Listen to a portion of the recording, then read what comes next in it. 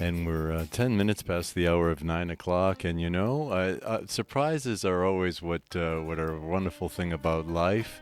And a good friend just walked through the door here at Grecian Echoes at our studios, Mr. George Dratelis. And George, how are you today? I'm great, Meleti, and good morning. It's really good to be here talking with you. And It's great. And it's a holiday today, right? It's President's Day. President's Day, one of my favorite holidays, and it's really cool to be at this historic studio. I know the history of this place, and it's great that we've got this. I'm in the media business, and it's a very important space. Yeah, now you've been in part of this community for a long time. You belong, I think, which church? The St. Weston? Demetrios in Weston, yeah, Yeah. and we live in Hopkinton. So my wife and my 8-year-old son, and he goes to the church school there, and great community. Yeah, it really is. What brings you to town? So we moved to Hopkinton, and I basically have been looking for a community that's got a really good school system. My wife and I settled on Hopkinton, and then we just did the radius search on the churches, and it all worked out. So it's like about a half hour from our house to St. Demetrios, and then I'm pretty active in the Greek community in terms of just being involved in Hellenic American Leadership Council and staying on top of what's happening of our national issues. Um, and then, finding out about Greek cultural resources and what you're doing Yeah. and the whole story about my family and background. So it all kind of, comes together. I love our heritage. I just think that we can go beyond the, barbecue, souvlakia, baklava, and into some other aspects of our heritage, and that's what really excites me. Tell us, where did you grow up, George? I grew up in Western Massachusetts, in St. George and Springfield, and then St. Luke's in East Longmeadow. And my parents were founding parishioners, a group of parishioners that decided to found the new church, St. Luke's, and that was a great experience growing up, working at the Grecian Festival, raising money for the church, just being part of something. And another experience that I had with the St. George was the St. George Olympians Drum and Bugle Corps. A lot of people don't remember this group, but these parents got together in the 60s and fostered a drum and bugle corps in blue and white, beautiful Greek colors, flying the Greek and American flags, Yeah. playing all this great music, and winning a lot of competitions out there in drum and bugle corps competitions. So, it was a moment of pride, 1976. I wasn't Yeah. participating yet, but to be there and to see the Greek community marching into the Kennedy Center was just an amazing moment of Hellenic heritage pride that I carried with me. And, my parents were very proud of their heritage. All four of my grandparents were refugees. And so, it was pretty intense in our family. We were all in on the Greek thing. Yeah. Are your parents still alive? No, sadly, they've passed on, but Yeah. I cherish all that they gave me. They were great. And my mom was born in Montreal and then came here Nice. and met my dad through the Parea thing. And Yeah. they met on a blind date, and the rest was history. And then she moved here. But we used to go to Montreal every year to visit. Yeah. My Yaya and Papu are buried on Mount Royal at the Greek cemetery there. No kidding. And that was a great community, a really good experience growing up and seeing the Greek community there. Yeah. My family actually had a connection with Yakovos because we're from Asia Minor. He was from an island off of the coast, I believe Imbros. Yes. And so we were actually, familiar with his family, the Kukuzis family, I believe the last name was. Right. Right. So growing up, my worldview was really shaped by we're Greek, but we're not from modern Greece, and where are we from? And that is a whole story into itself, which my cousin Aliki really helped me uncover. So, Yeah. So you say your parents are from Asia well, Minor. they are they. My dad was born in Springfield of his parents who Right. were refugees. So my papu George, who I'm named after, Hmm. he was born in 1890 in Phocaea. Oh, yeah, But sure. he always used to refer to it when he was telling me Yeah, Palias Phokias. And I'm like that's trying to right. find that on a map, and I just was drawing a blank until I pulled it all together and spoke to him at length. He was the grandparent that lived the longest. And so we spent a lot of time talking about our history, and I would put his like verbal narrative of stuff like the Sultan promised or something like that. Right. Yeah. And then I'd be looking in books and seeing, what happened. And it was just a real fascinating journey. And then on my Yaya side, Mariamthi, Yeah. she was from Vurla. And, that's where Oh, Yodos Soferis was from, the great that's poet. right. So, and then on the other side, on my mom's side, Efrosini was my mom's name. And her parents were Despina and Konstantinos from Silimbria. Now it's called Silivri in Turkish. Yeah. But it's like right near Constantinople. Did you ever get a chance to travel to see those lands? So I was determined on our honeymoon in 2008 to tie in our ancestral homes into the trip. But my good friend Paul Geekus, who has worked, over there for the Patriarchate, helped me in crafting the plan. And you only have so much time.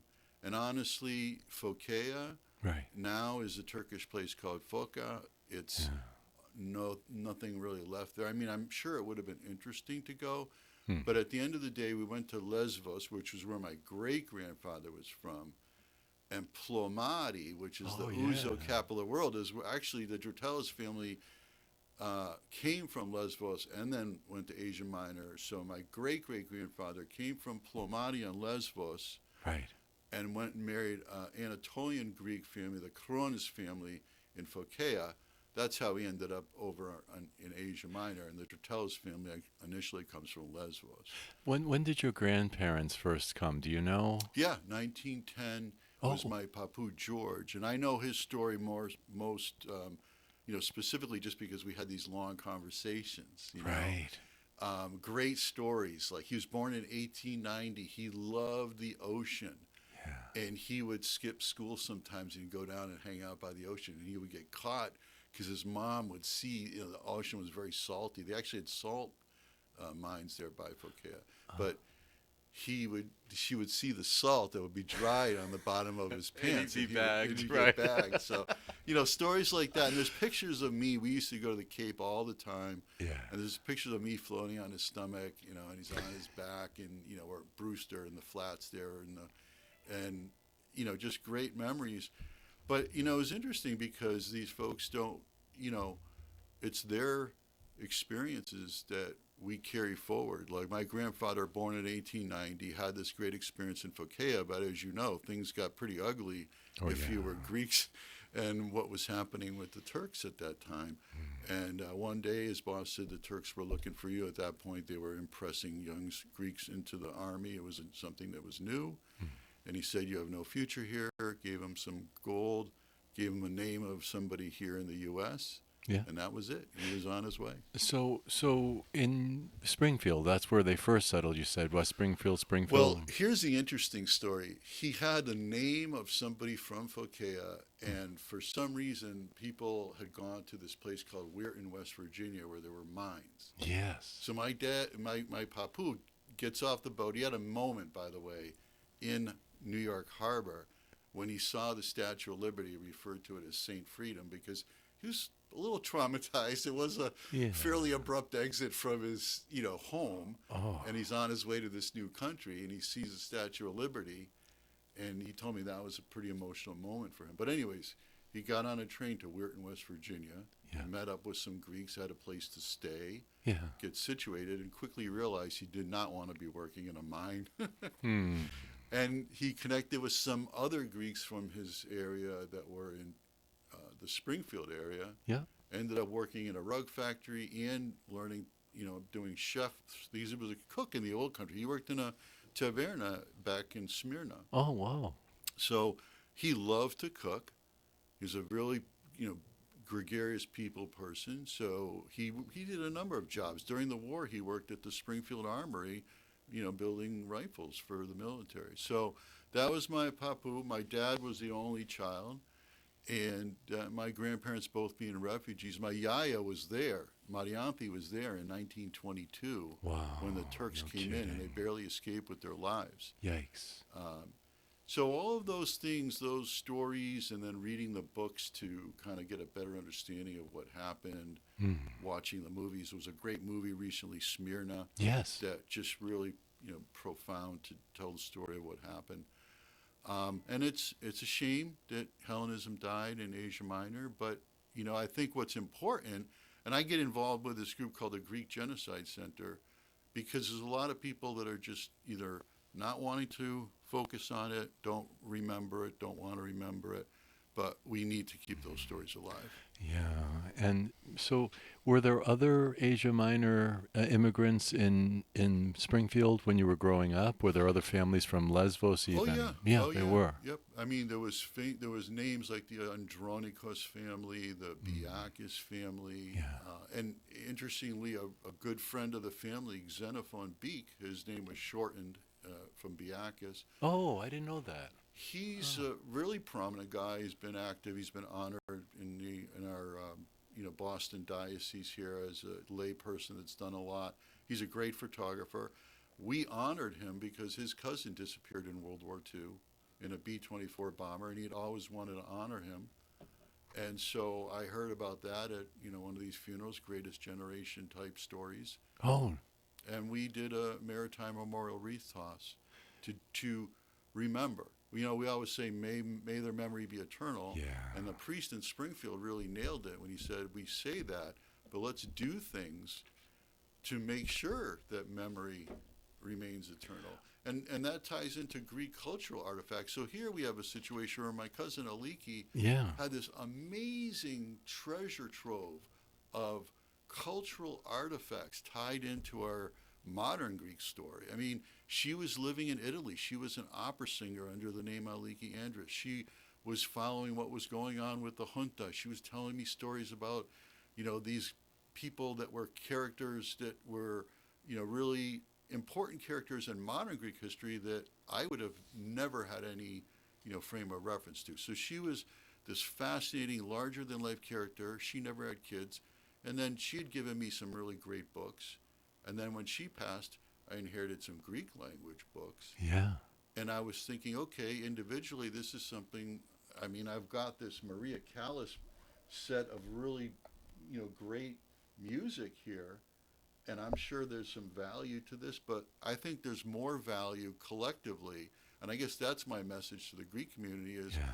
let's work collectively to make sure that, I've got this stack of books that are sitting in my home office not doing anything. Hmm. I've got this great Maria Callas collection of music, and I'd love it to just be documented so it's on a website and people can see it, but be in a repository where it's good for the community to say, wow, this was a really famous lady and this is a relic or an artifact of our culture that's passed down, and it's in a great repository like Greek Cultural Resource. Oh, this is really great. This is George, this is what it's about, right? And it's always good to find someone else that understands that our artifacts and our history it's disappearing. Yeah, And we haven't written that history, and without the artifacts, without the stories that you tell and you add and these items that you brought in. I want to hear more about Aliki. I want to talk a little bit more about your background as well. And folks, if you're just listening in, our special guest that just came in, it was a surprise to me, is Mr. George Dratelis. Now, George, I remember you seeing in your profile that you work for Jobico. yeah. Jobico is a global company that works with AI-powered talent acquisition and recruitment advertising. So basically, the old classifieds and newspapers was kind of the legacy model, Right. and now in the online world, people create their profile as a job seeker, and then they become a candidate and part of a community on a job board. Right. And then companies want to find somebody, they put in a job posting. Well, in the past model, you would just put that out there and hope for the best, right? It's advertising. Well, now with AI, we can find somebody with predictive analytics. So we can find Yanni Pappas, who's a chef, and there's some Greek, job board or resources looking for a chef. And we Oh, can use artificial intelligence so that Yanni's surfing on ESPN. and he sees this ad come in from, the Hellenic Kitchen of New York, Right. and boom, he's like, wow, that's my job.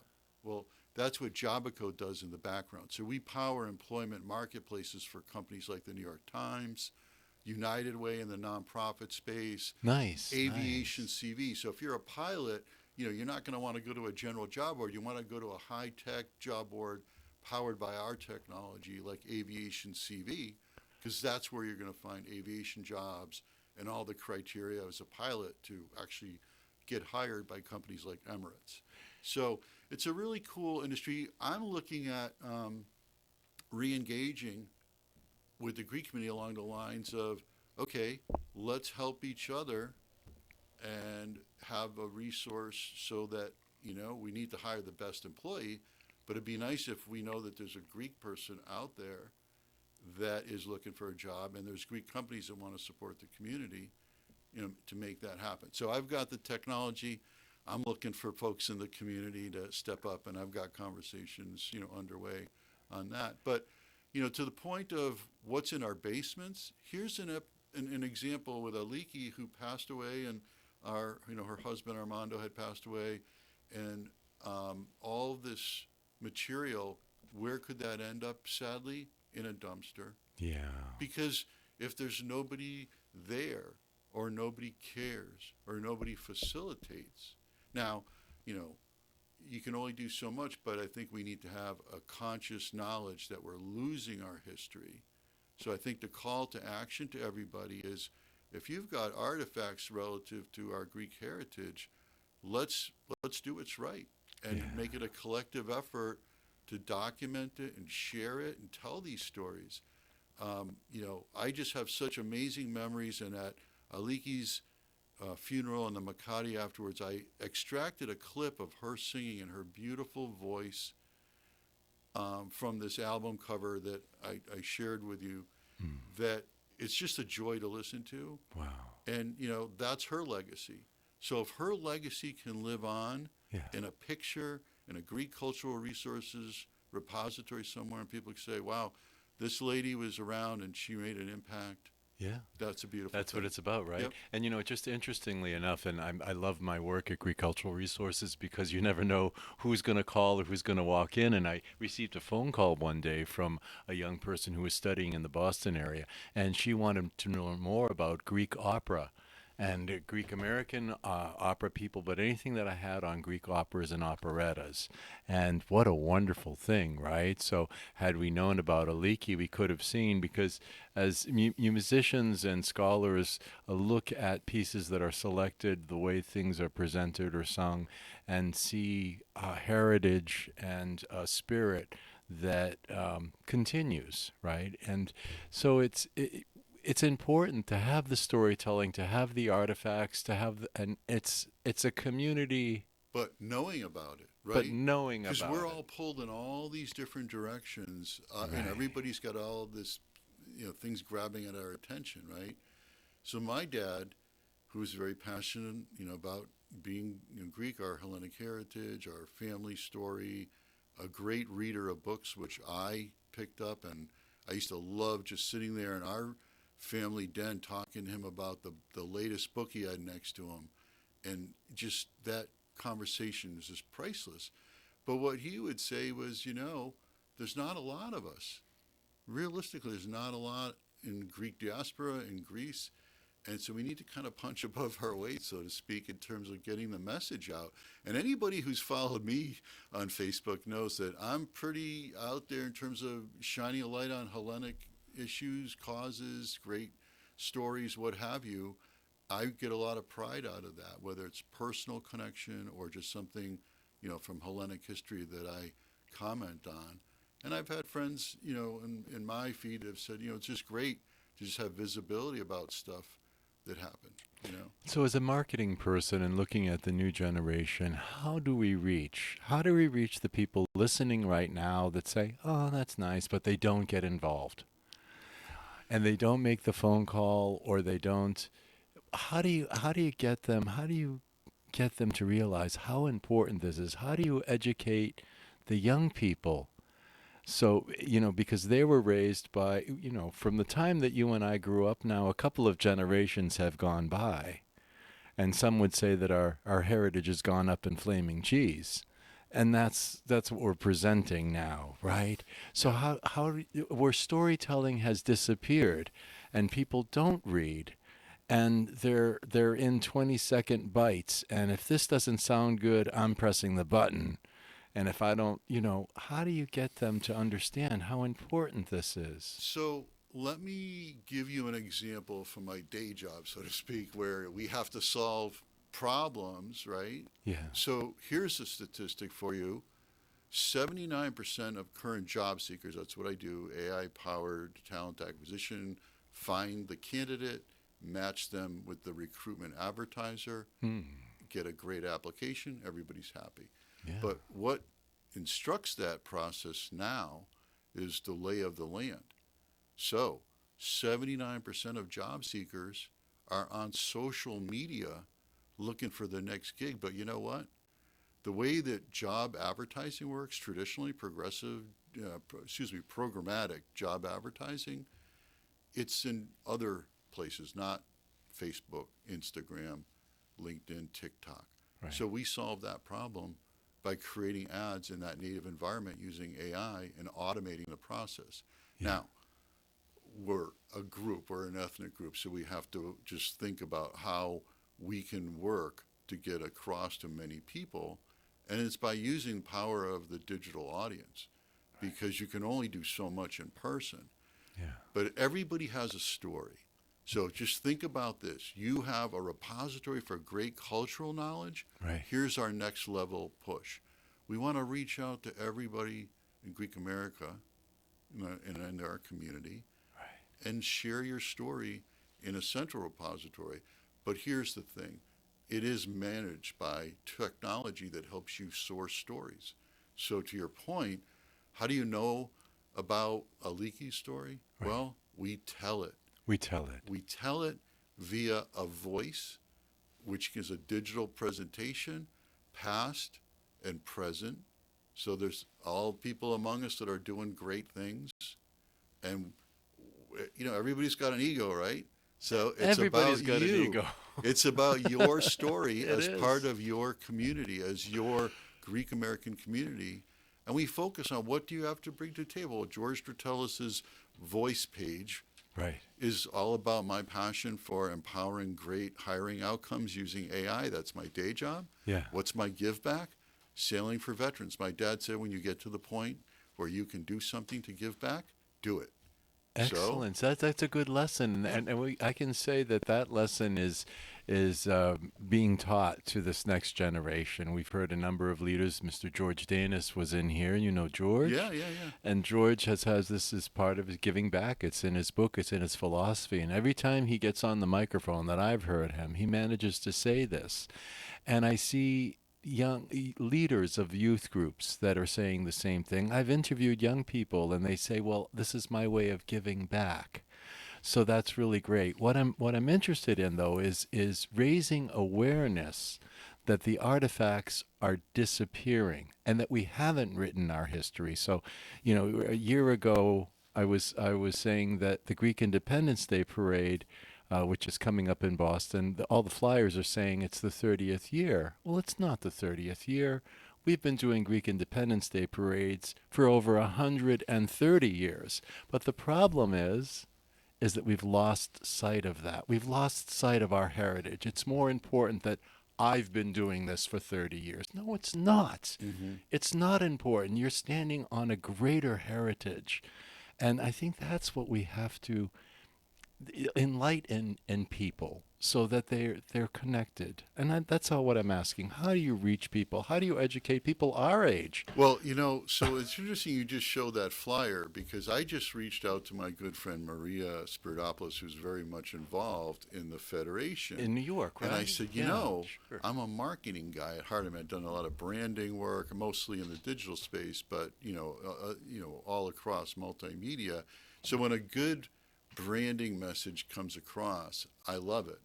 And that image of the F zones with the State House dome in the Isn't background, that nice? that was really nice. Here was the issue. was I didn't see the call to action. To their credit, they jumped on that right away. So what's the call to action? bostongreekparade.org. Okay, there you So go. here's the thing, what we need to think about, and there's plenty of really brilliant marketing people in our community, but just obviously being detail oriented. So to your point, we've been around doing this parade for way longer than 30 years. Let's get our facts straight. Okay, so that's one thing. Because the outside of the Greek, oh, we understand it's the Federation, and they're saying consecutive years, but that's not the important data point here. And what's getting pushed out to the general public, what's going to be reported in the Globe, and in the next Google search answer, AI answer, is Boston's only been doing their parade since Right, right, 1990, right. whatever it So is. it's what my good friend says, a teachable moment. We talk about that with our 8-year-old. You know, it's like you have a situation where, okay, that went wrong or whatever, but what's the takeaway? It's a teachable Yes. What? moment. How So can we learn from this so that I'm not getting on the microphone next year saying, "What do you mean 31 years of Greek parades?" right, And I don't want to be that person that's the nye nye nye nye nye. I'm trying to inspire people. I'm trying to awaken the community that Greek American heritage is significant and that we haven't written our story. And we need to do that. And those artifacts are disappearing. yeah, yeah, I mean, it's not pleasant. Unfortunately, to some it could be a downer, but yeah. it's a reality, Yeah, George. yeah. It's Well, I think it reality. just needs to be a collective effort, and I think that Absolutely. in our society, the best way to do that is via a very, aggressive outreach campaign, with branding and a centralized repository to, and you're the guy. We just need to get more, Thank you, George. resources. So I'm all in to help whatever I can do. I love it. I love that you just came in with books and music, and Well, we're going to talk about those in a minute. yeah, I mean, But the books are sitting there. I don't read Greek, sadly. I wish I did. yeah, I'm very well read in Greek history, and I've got a whole bunch of books about everything you can imagine, Greek history. But I was looking at this. Well, I could listen to the Maria Callas, and I'm sure that these albums are worth something. yeah, But you know what? It's worth more to me yeah. collectively that our community has access to them. Then they sit in my office, and I'm like, oh, I got this really cool collection of Maria Callas albums. Looks like it's worth something, and it just sits there. Yeah, it's nice because a lot of our artifacts end up on the auction block, and I've purchased church history, historical church documents in auction because someone looked in their basement and thought, "Ooh, I can make some money off this." And after all, who's gonna know, right?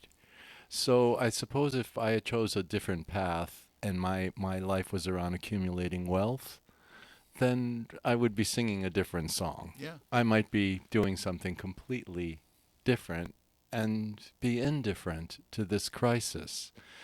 But it does take money. It's not just donating things, it's participation. So, how is this going to be supported? How is it going to be sustained? How are we going to do this at so many levels so that we give kids a context? Just like we take them to church. yeah, You can't look at them when they're 20 or 30 years old and say, Johnny never learned to dance. Well, you never grabbed his hand and got in line. yeah. Well, here's the thing.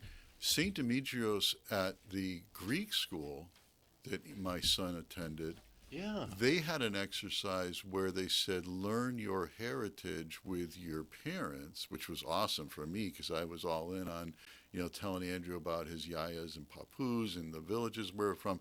And because sadly, the actual four villages, or three, Sulimbria, Vorla, and Phocaea, are now in what is Turkey. It was, Mikronesia, all Greeks then, but Yeah. no longer. We said, let's put a positive spin on this and go back to great grandfather. So Andrew, for his participation, learned all about where he was from in Asia Minor and Plomati, because that's part of modern Greece and Lesbos, and we went there on our honeymoon. And Nice. so it was a good experience because on the map at school for the actual participation, I got up there with him. We talked about our Asia Minor heritage, He learned about it, and then he proudly went over to the map of Greece and put Dratelis on the map Oh, I right next love to that. Promati. I love And it was a that. special moment. So kudos to Saint Demetrios Yeah. and the Greek school program there for doing that at that young age, because it just opened up an opportunity for talking about our heritage. And it should be something where people become members. It's a personal thing, right? So how do we engage people? Everybody's got a Facebook profile. We can automate some things where we bring stuff in and people have their Greek cultural heritage profile and tell their family story. And so, So, sometimes, people say, well, I'm busy and this and that. But once stuff goes away and it's lost, it's lost. I love your ideas, George, and I want to continue the conversation on that, but I want to switch gears just for a minute. So we've talked about some of your marketing work, and I love that you're bringing it into the Greek community. But I want to ask you about Sailing for Veterans. What is that about? Yeah, so I had a desire to do something per, my dad had said, it's good to give back. And he was a veteran, he was very patriotic. And I kind of fell into it because, as a media guy, once again, I ran into a veteran who was purchasing a boat, was determined. Like, I don't know if you knew this, but on average, 22 veterans a day are committing suicide. I mean, Oh, that's horrible. nationally in aggregate over a period of time. But I mean, it's just an astounding number. And so there's a lot of veterans nonprofits doing a variety of things. This guy's deal was he wanted to basically port his retirement money into, buying this beautiful sailboat and sailing veterans around to put smiles on their faces and just do a veterans outreach thing. But he didn't know how to get, you know, from here to there in terms of the marketing and all the organizational stuff. And so Yeah. that was the first pass at me, getting involved. And then it just kind of, because when I do something, I'm all in on it. So Yeah. next thing you know, I became executive director of a nonprofit dedicated to veterans outreach. And I honor my dad. We also have Gold Star family members that I'm the co-founder, lost his brother in Iraq. So Oh, he sails in his brother's memory to, just foster pride and patriotism in those who have served. Then the other thing that we did, which just kind of manifested out of me being at a wake and a funeral, and then the dinner afterwards, and hearing the story about a Greek American who's my little league coach mm, that got blown up off a ship in World War II and was bobbing around in the ocean for hours, got finally picked up, came back from the war, went on to be success. I know that guy all my life, never heard the story until then. And I was talking to Xenophon at that time, yeah. and he said, "So you have a nonprofit that you're going to sail veterans around?" And I said, "Yeah, that's the plan." And he said, "I'd love to do something to honor my cousin." And that's the genesis of the Maritime Memorial Wreath Toss by Sailing for Veterans. Right. So the first year, we did a test run just to make sure we knew what we were doing, because I'm new at this. I'm basic good intentions, but I don't know. Yeah. And so red, white, and blue flower wreath. Yeah. We had a Greek Orthodox priest from Cape Cod, Father Tim, great guy. Nah, great guy. Rep X, Rep Stephen Exaros, who's Hmm. a Barnstable state rep, Nice. lost his son in Oh, Afghanistan. gee. He came, Oh, wow. and a bunch of us from Sailing for Veterans and the crew from Springfield drove down with Xenophones 92, and we all were out on a 25-person pontoon boat, and we went out to the tip of Cape Cod. Yeah. It was a spectacularly beautiful day. It wasn't a dry eye on the boat just because of the emotions, and we threw the wreaths and they drifted off into the Atlantic from the tip of Cape Cod. And then we went and had dinner downtown with everybody. And it was just a meaningful thing. So we say, well, why do we do these things? Right. Because it means something to remember a 21-year-old Greek American from Springfield who was at Norwich, became an officer, got his wings, flew 30 some odd missions over Germany in World War II, Right. and was volunteering his time to train the new guys, because people don't realize this, but we were building B-24 bombers like one a day. I mean, the air war just chewed up a lot of aircraft You say and a lot of men. World War II, World War Tim, II, yeah, yeah, yeah. yeah. So this guy, Michael Biakis, he volunteered to train new guys on one of those training missions. A snowstorm came in over the North Sea. Plane disappeared, never to be found. Yeah. You know, our Greek American military history is all over the place. And I was just speaking with the Supreme President of the AHEPA, with, I don't know if you know him, Chris. You know, and I had been suggesting for years that the AHEPA think about taking this on and making it a national goal, that we conserve our Greek American veterans' history. And by that, I don't mean that we designate one place and say, give everything to this person and see you later. It needs to be a nationwide call at this point, and an accounting. It needs to we need to do this. We're losing those artifacts and those memories. Lowell, Massachusetts, I picked up a veterans collection up there, Legion Post number 1. The commander took me around, George. In the parks around Lowell, Mass, every park has a monument named after a Greek American veteran. And as the commander of the post was taking me around, there were flags that were kicked over. There was damage to these things, and he says, "We can't keep up on this with this anymore. It's hard for us." We have those in other cities. Up in Manchester, New Hampshire, we used to do commemorations. Why not have the AHEPA step into that role? Well, here's some good news there. I have been, I travel nationally for my work, and we're doing a whole lot of business in Silicon Valley, obviously as a tech company. But I joined the AHEPA, and I'm working with Win Storton in particular, who's a regional leader out in California. Great guy. And there's a separate page, AHEPA Veterans. Oh, And I would just encourage you to find Win Storton. okay. So the Supreme President introduced me to someone else in Florida, Okay. but the thing is that the things are happening. It's disjointed, and AHEPA's history itself needs to be written. And that was my other point. And it's almost coming out as my manifesto, George, because honestly, I don't know how much longer I can continue. I'm not drawing a salary, nothing supporting me in my work other than these odd jobs. And the cry to hope that we can engage the leaders of our community, the people with the money to support the programs that make sense, and the people that are in positions in organizations to take interest and take action. And so for the AHEPA, it's write your own history, or let us know if you haven't written that. And do you have artifacts? And let's not, don't put me out there 10 years with this kind of thing. I won't be around. Yeah, no, I mean, time is of essence, and in a digital world, we have a duty, especially when you have written material that degrades, pictures that can degrade. I mean, there's work to be done to save whatever we can, but it takes people, and I guess my take on it would be just outreach and Yeah. say this is our story. And All I can do is ask, George, yeah, and I'll tell the arguments couldn't be any stronger for any of this stuff, and everyone agrees. But if they are not going to participate, will they support it financially?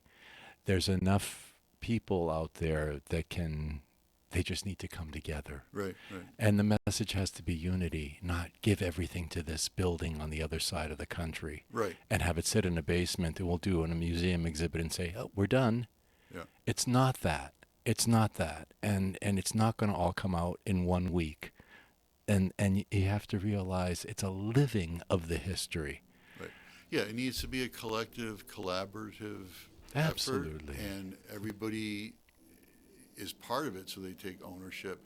And if it comes down to that personal level where you've got a voice, and I could tell a whole story. I mean, I'm a history guy, so I Yeah. get into it. Yeah, I But can see. everybody's got some family stories. When my papu was in the hospital, and I was really, like racing, if you will, to just absorb as much as I could from him, and we were having some really profound conversations, and I had finally put it together that Phocaea, this mythical place like he'd always been talking about, Pallias Phocaeus, had colonized Marseille, France in 600 BC. And there's like this huge history from the Archaic Age, the age before Athens, before the classical age, that, the ancient city state that is part of my family heritage was doing amazing things. And having that conversation with my papu, I'll never forget. So we should encourage people. We can do things with websites to bring this to life in multimedia. And, Yes. I know resources, people always talk about resources being limited, but what's more important than, saving our history and telling our stories? And Greek American diaspora is a success story. It is. Collectively. It is, So, but we haven't written it, George. right. And that's why we can't just be in celebration mode. Let's have a dance and oppa oppa and take a few selfies. We've got to realize that this is a crisis. And we're dancing on top of that crisis without even recognizing it. So what happens? The Ellis has wards, right? Every year, Yeah. Ellis Island has wards. Go to their website. You'll see a lot of Greek names over the years. Some you'll remember. You'll remember people, Bess that was at the Hellenic Cardiac Fund. Some people from this area even. There is no write-up on what they did, who they are. And that's There's my nothing idea. there. Yeah. And I've written to them, and they don't have it together. Right. And we don't have it together. So what have we done, George? And so what we need to do is impress upon our community that everybody needs to step up and tell their story Yeah. and get involved. Some people may have a more expansive story than others, and that's just, the way of the world. But we just really need to get folks committed to the community and the community history. So, I will do what I can to help, Meleti. I appreciate it, George, because, we need a smart marketing guy like you and someone that understands the technology. I think you're right. I think that's sort of like, you have to meet the next generation a little bit on their terms in this manner, right? And make it exciting for them. It's just, we have so much to do. And I'd rather be marching in a parade that's playing and celebrating Greek American history rather than ancient Greek symbols. And you know what I mean? We're not stitched. Yeah. We're just not stitched. And our traditions here have disappeared.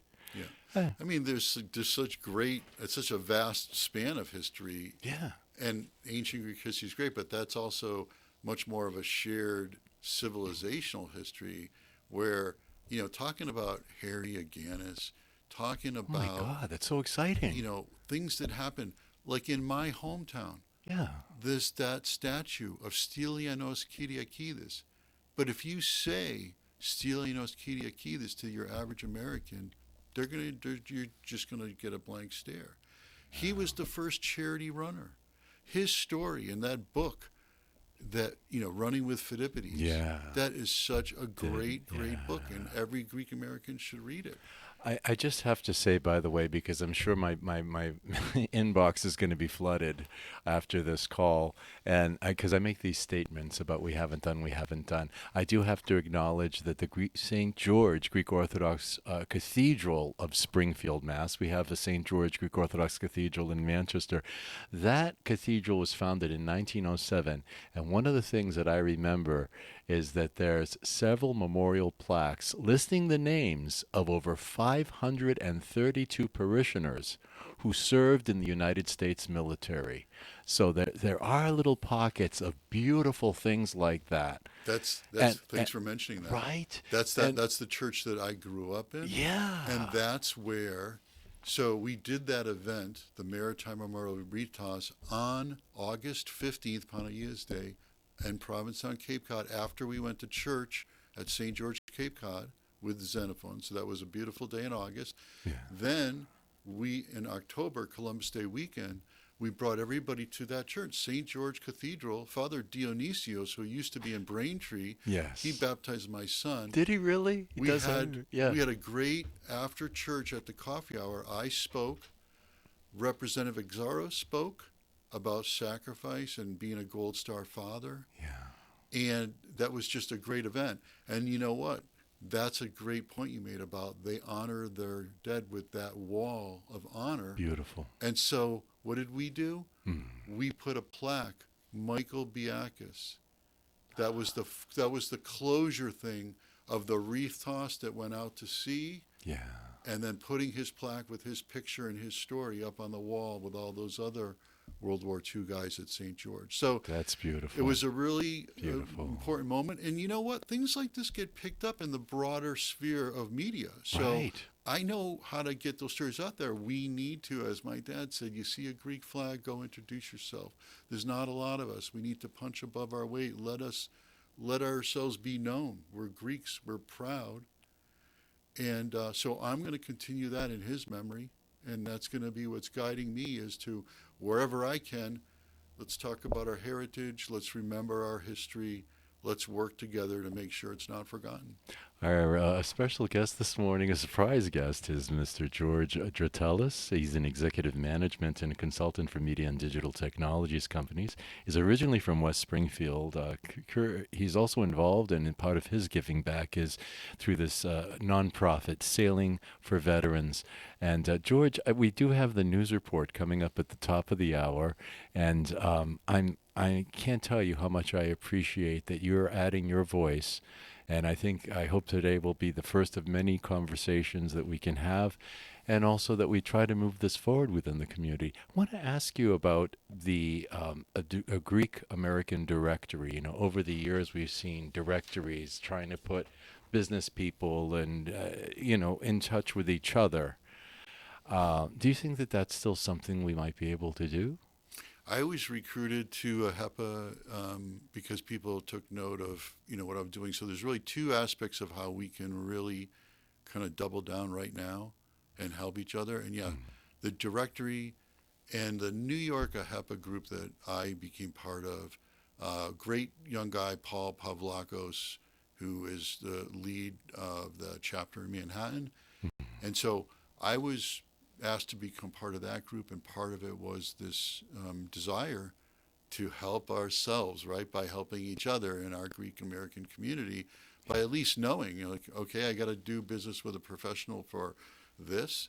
Well, if I could find somebody in the Greek community and they do great work, well, let's help each other out. So that's that's something of our generation, George, because I mentioned this to a 40-year-old recently, and he goes, "Oh yeah, that's what my father thinks too. We don't have to go out and find a Greek person. We can you just go to the best person." And I'd say, well, we would go first to the Greek community because we want to strengthen the things that we support and we believe in. And, what goes around comes around thing. But he couldn't understand that. It's voithia, right? It's help, right? So here, I had real quick. I was going to a seminar once, and I was driving from Western Mass, and was at the Hellenic College, and I was late. Yeah. And I pulled over to a gas station. I'm like, hey, I'm trying to get to Hellenic College. It's really confusing. And the guy's like, yeah, it's really confusing here. I'll take you there. I'm like, what? He goes, don't worry. The guy was Greek. He just drove me right there. I was totally shocked. And that probably is an anomaly, but that happens. We should just take that to heart and just try to help each other. Yeah. And we can do great things. There's amazingly successful people in the Greek American community. Yeah. And it's just about working together in a meaningful way. And it's beyond, galas and awards. It's about, putting programs in place for perpetuity, right, and for our younger generation to really get it about what it means to be Greek American.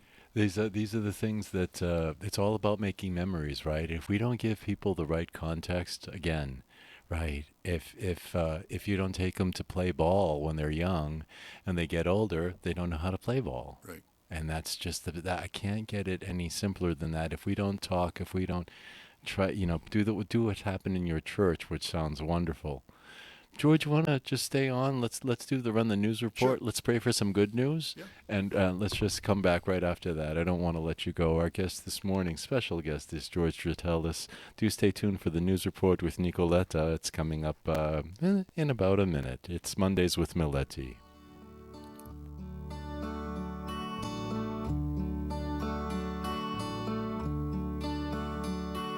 And we're back in the studio with Mr. George Dratelis, who is a special guest, a surprise visit. George, I have to tell you, I just looked down at my phone. I've gotten all these messages.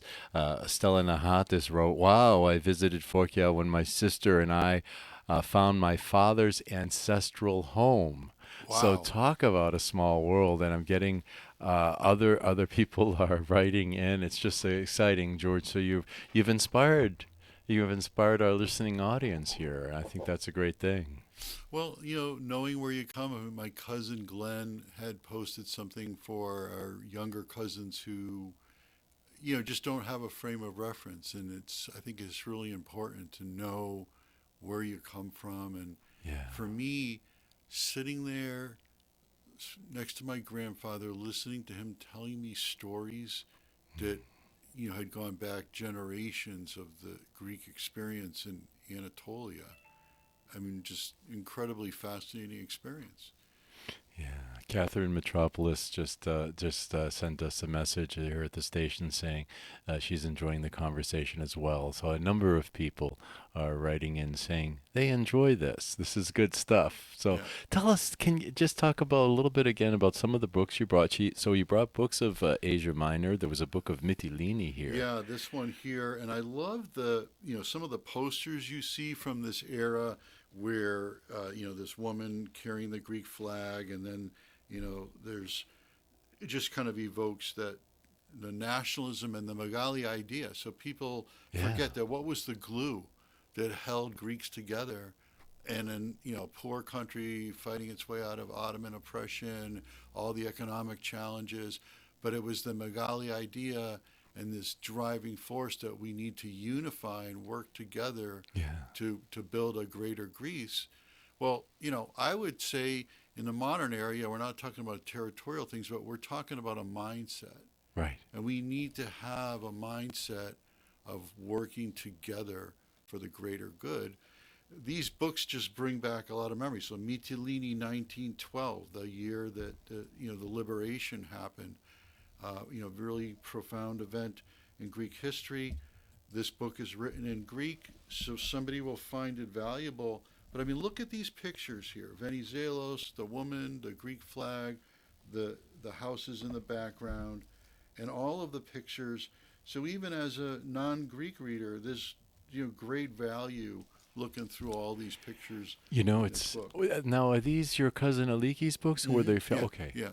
Now, but she was in Italy, so how did So she? she moved. So Oh, basically, she had a great career as an opera singer, and she had lived in Greece for a while. She traveled around, but she lived in Milan, Italy, and she was in opera, and then she married Armando there, and then they left Italy and moved to Trumbull, Connecticut, and that's where I had the opportunity to spend time and just really, it was a joy talking to her and the yeah. knowledge that would come out of those conversations. Um, Fascinating experience. It really is, George. You know, we had a fellow who came here. We know there were a lot of Greeks from Asia Minor, from the in the Somerville area, Yes. general area. So that's why I always ask whenever I hear someone's from Asia Minor. It's like, oh, is there a community there too? And I find out that they're all over the country. And there's a fellow who from Flagler University down in Flagler College down in Florida, and his name is George Topalidis. I know George. George, Yeah. he was going around interviewing Yeah. people, Yeah. and I asked him. I said, George, you're meeting so many people and collecting all these wonderful stories. Are you taking in their artifacts? He said, no, we're not. So you can bring something to the interview, but you take it home with you. And I'm like, geez, well, that's a missed opportunity. But at least he's getting the stories, and he says he wants to come back through the area. Yeah. I want to take him up to New Hampshire because we have a lot of Asian minor history up there, especially in Somersworth. But anyway, so You have books. I want to post some of the, if we can, post some of this on Facebook so people can see. Yeah, yeah. I think I And sent you pictures of each of the covers of the great, books. Yeah. great. Thank you again for coming in, George. Let's continue conversation This has been great. offline. It's This been has really been great. And boy, we'd like to hear from more of you in the listening audience. And George, I want to thank you personally for, again, adding your voice to the importance of conserving our Greek American heritage. great. Great to be here. Thank you. Thank you. Our surprise guest this morning was Mr. George Dratelis. And George, wait a minute. Okay, we didn't even tell people how they can get a hold of you. All right, so my personal contact is pretty easy, george@georgedratelis.com. If anybody's interested in what I do for work, I'm Director of Partnerships with Jobico for North America. And so, if you're interested in anything regarding talent acquisition, recruitment, advertising, give me a call. And I can be reached at 774-777-9901. And for the nonprofit, it's sailingforveterans.org. Nice. And we also have a Facebook page. And just like any other nonprofit, it's all about people that believe in the mission and support. And so I'm going to be very active supporting Meleti. Thank you, And George. we're going to work together to get the message out also about Greek American veterans. So it's all good. It's all good. Thank you, George. Thank you. Ladies and gentlemen, how about that? George Dratelis, and such a nice guy, too, and he surprised me here at Grecian Echoes. It's beautiful. We're coming up on 10:15 in the morning. We'll get back to some music and some more announcements. It's Mondays with Meleti.